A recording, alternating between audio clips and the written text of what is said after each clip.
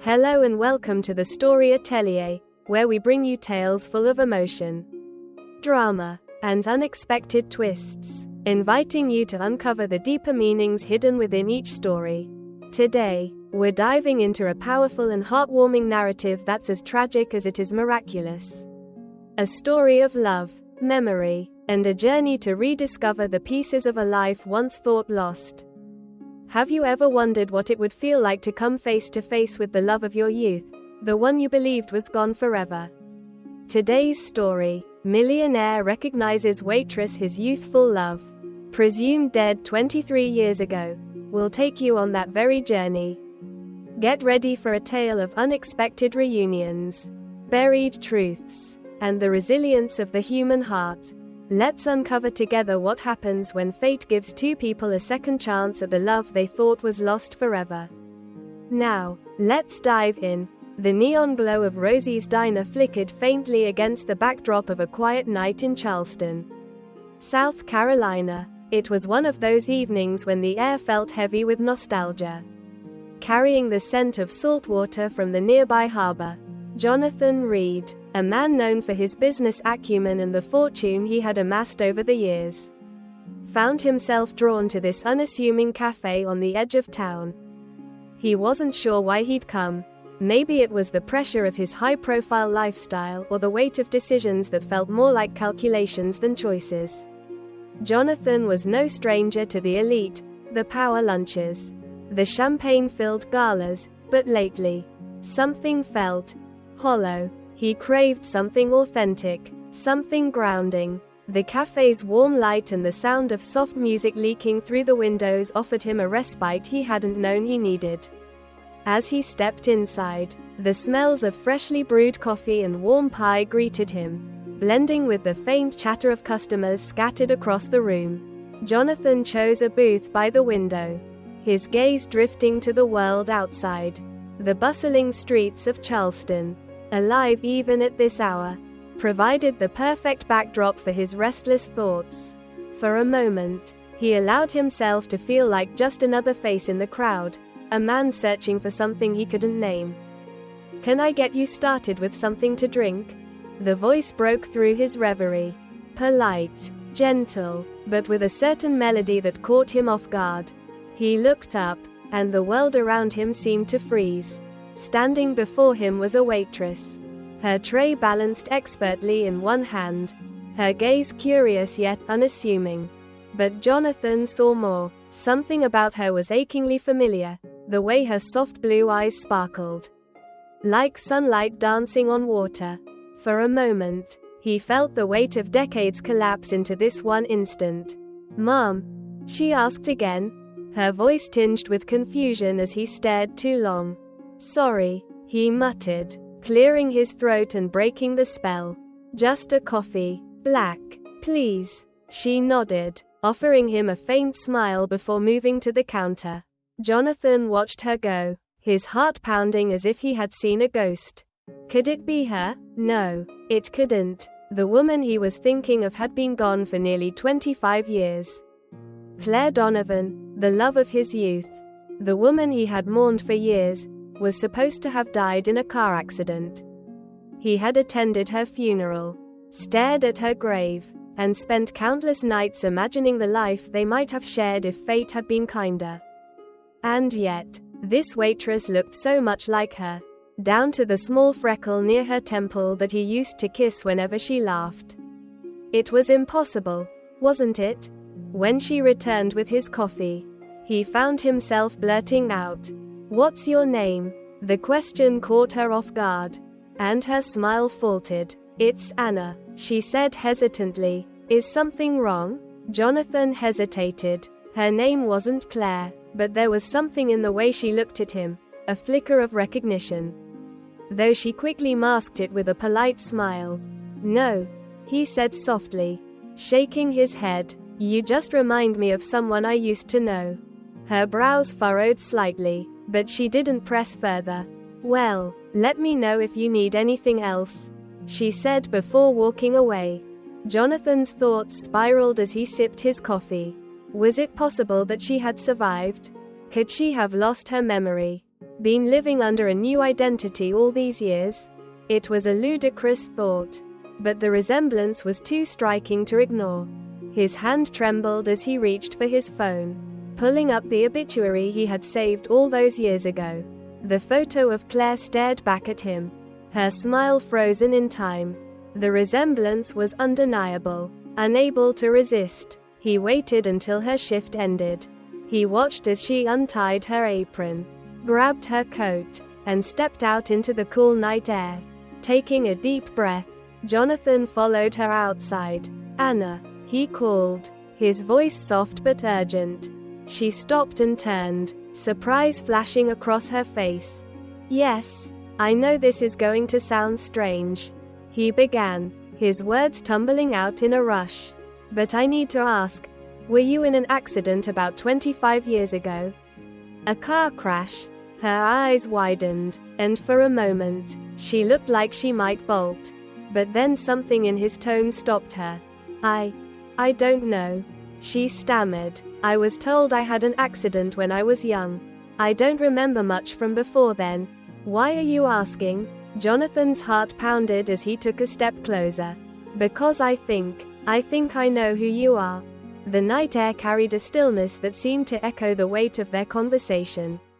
Anna's eyes, wide with confusion, flickered between Jonathan's face and the ground beneath her feet.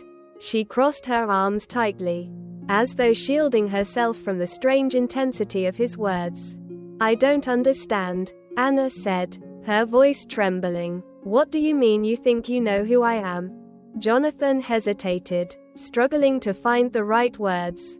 He hadn't expected her to confirm his suspicions so quickly. But her reaction only deepened the mystery.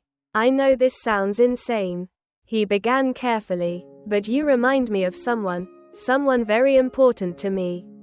Her name was Claire Donovan. The name seemed to hang in the air between them, a whisper of a memory that neither of them could fully grasp. Anna shook her head, taking a step back. "I've never heard that name before," she said firmly. "I don't know who you think I am. But you've got the wrong person." Jonathan wasn't convinced. "Please," he said, his tone soft but insistent. "Just let me explain. She was everything to me. 25 years ago, she died in a car accident.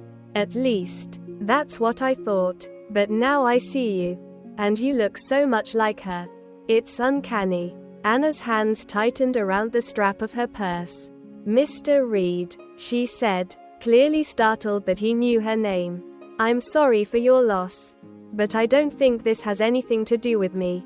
Jonathan froze at her words. "How do you know my name?" he asked, his voice a mix of surprise and suspicion. Anna hesitated, as if realizing she'd said too much. "You're Jonathan Reed," she said cautiously. "Everyone in Charleston knows who you are. You're on the news, in magazines."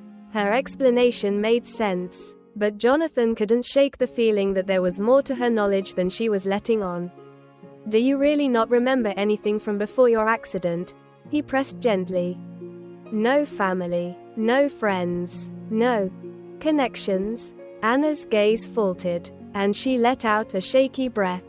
"I've told you what I know," she said quietly. "I was told I survived a crash when I was a child. I woke up in a hospital. But I didn't remember anything, who I was, where I came from, nothing. I was placed in foster care. And that's where my life started. Whatever happened before that, it's like a blank page." Jonathan's heart ached at the thought of what she must have endured. But it also gave him hope. If she truly didn't remember, it didn't mean she wasn't Claire. It just meant the answers were buried somewhere, waiting to be uncovered. "I think there's more to your story," Jonathan said softly, "and I want to help you find out what it is." Anna looked at him skeptically. "Why? You don't even know me."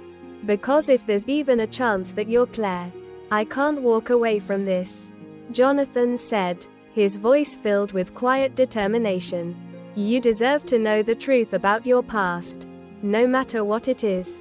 Anna hesitated, clearly torn. She didn't trust him. How could she? when he was practically a stranger. But there was something in his eyes, a sincerity that made her pause. I don't know, she said finally. This is all too much.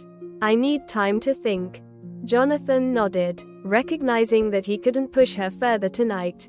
Take all the time you need, he said. But if you change your mind, here's my number. He handed her a business card, his fingers brushing hers for the briefest moment. Anna took the card without looking at it, slipping it into her pocket. Good night, Mr. Reed, she said softly before turning and walking away. Jonathan watched her retreating figure, a mixture of hope and uncertainty swirling within him. He returned to his car. But the questions wouldn't stop coming. If Anna was truly Claire, what had happened to her? Why had she been told she was someone else? And most importantly, why had she been taken from him in the first place? Determined to uncover the truth, Jonathan decided to dig deeper. The next day, he hired a private investigator named David Connors, a man known for his tenacity and discretion. He provided David with everything he remembered about Claire's accident and funeral, along with Anna's current information. I need to know if there's a connection, Jonathan said, and if there is, I need to know who's behind it. David nodded, his expression serious. I'll look into it, he said, but cases like this can get messy. If someone went to the trouble of erasing her identity, they might not take kindly to us poking around. Jonathan's jaw tightened. I don't care how messy it gets, he said firmly. Just find the truth. Meanwhile, Anna couldn't shake the strange encounter with Jonathan. His words played over and over in her mind, stirring emotions she couldn't quite name. That night, she found herself pulling out the business card he'd given her, running her fingers over the embossed letters of his name. Claire Donovan, she whispered to herself, testing the name as if it might unlock some hidden memory. But nothing came. In the days that followed, her curiosity grew. She found herself researching Jonathan Reed online, learning more about his life and the woman he claimed she resembled. The more she read, the more unsettled she became. There were photos of Claire, young, vibrant, and full of life, and the resemblance was undeniable. It was like staring at a ghost. Finally, unable to resist any longer, Anna dialed the number on the card. When Jonathan answered, his voice was calm but filled with hope. I want to know the truth, she said simply, but I don't even know where to start. Jonathan's relief was palpable. We'll start together, he promised. You won't have to face this alone. The early morning sunlight poured through the tall windows of Jonathan's downtown office, illuminating the sleek lines of the mahogany desk where he sat, waiting. His fingers tapped lightly against the surface, betraying the anxious energy he tried to mask. Across from him, Anna sat stiffly in a chair, her hands folded tightly in her lap. This is David Connors, Jonathan began, gesturing to the private investigator seated nearby. He's the best in the business, and he's agreed to help us figure out what happened to you. Anna nodded, though her face betrayed her unease. Thank you, she said quietly, her voice barely above a whisper. She still wasn't entirely sure why she had agreed to this meeting, but the nagging sense that Jonathan might be right had drawn her here. David leaned forward, his gaze steady and reassuring. We're going to take this one step at a time, he said. The first thing we need to do is confirm whether there's any connection between your past and the woman Jonathan believes you might be. That means tracking down records from before your accident. Anna hesitated. I don't remember anything from before, she admitted. The nuns at the orphanage told me I was found alone after the accident, with no ID or family to claim me. Do you remember where the orphanage was? David asked. St. Agnes in Savannah, she replied. That's where I grew up. David made a note. That's a good place to start. Orphanages keep detailed records, even for cases like yours. If there's anything there that could give us a clue, I'll find it. Anna glanced at Jonathan, her expression uncertain. "What if we don't find anything?" she asked. "What if I'm just no one?" Jonathan's voice was firm. "You're not no one," he said. "No matter what we find, you deserve answers, and we'll get them." The next few days were a blur of research and phone calls.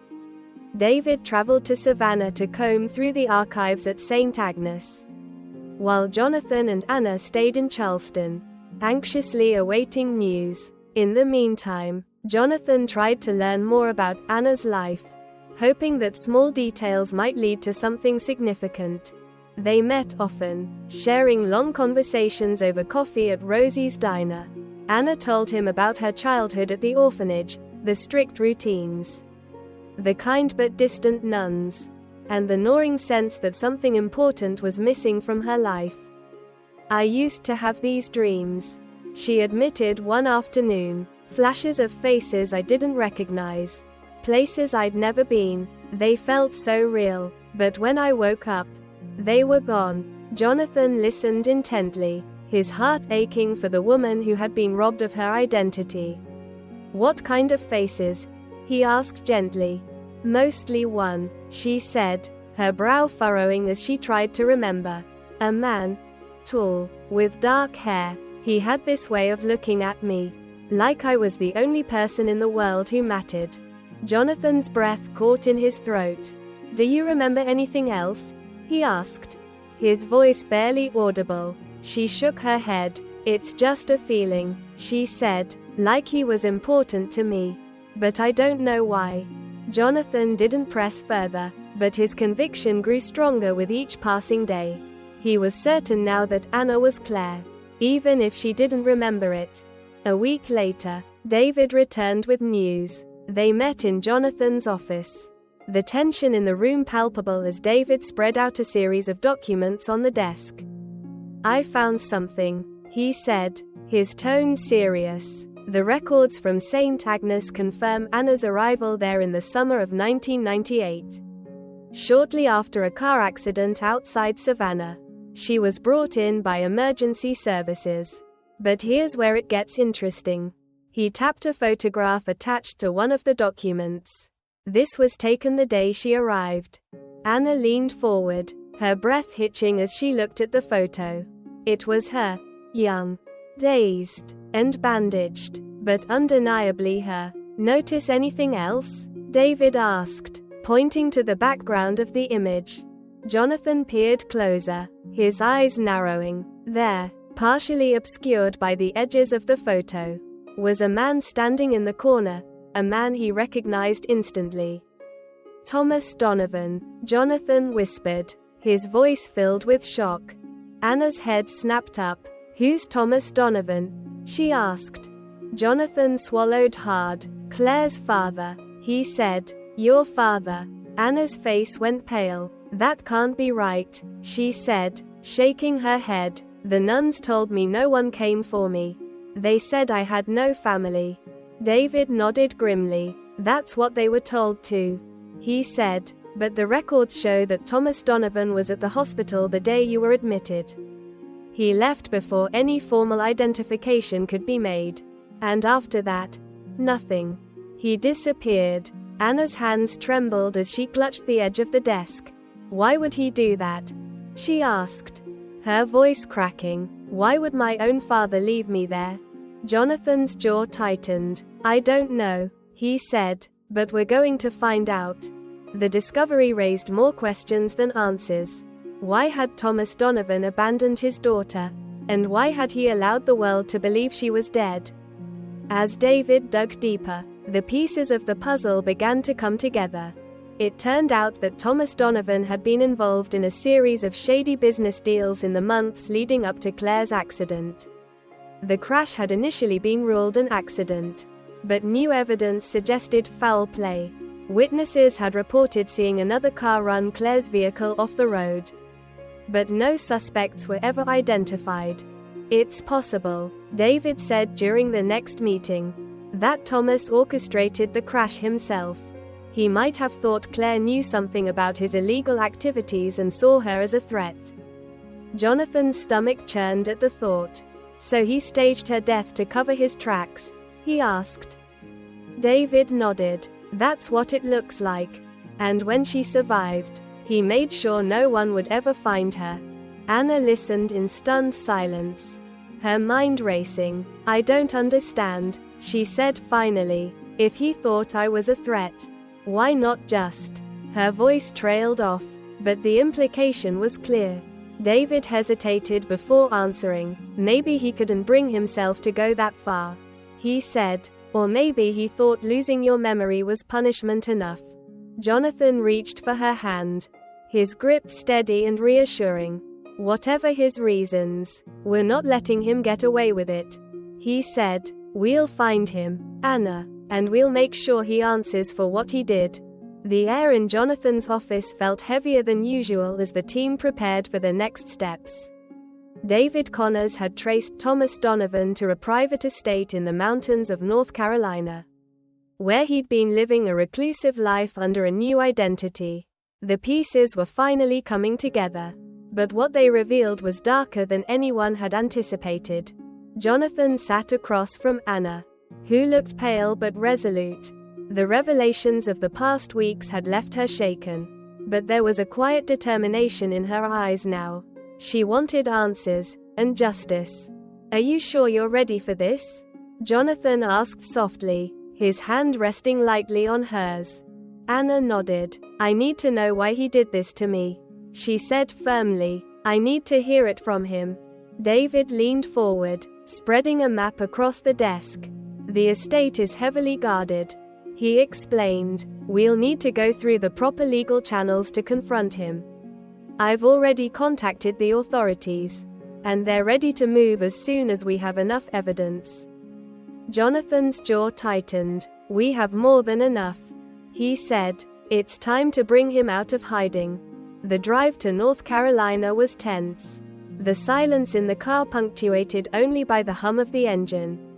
Anna stared out the window, her thoughts a whirlwind of emotions. She had spent her entire life wondering who she was. And now, as the truth came into focus, it was almost too much to bear.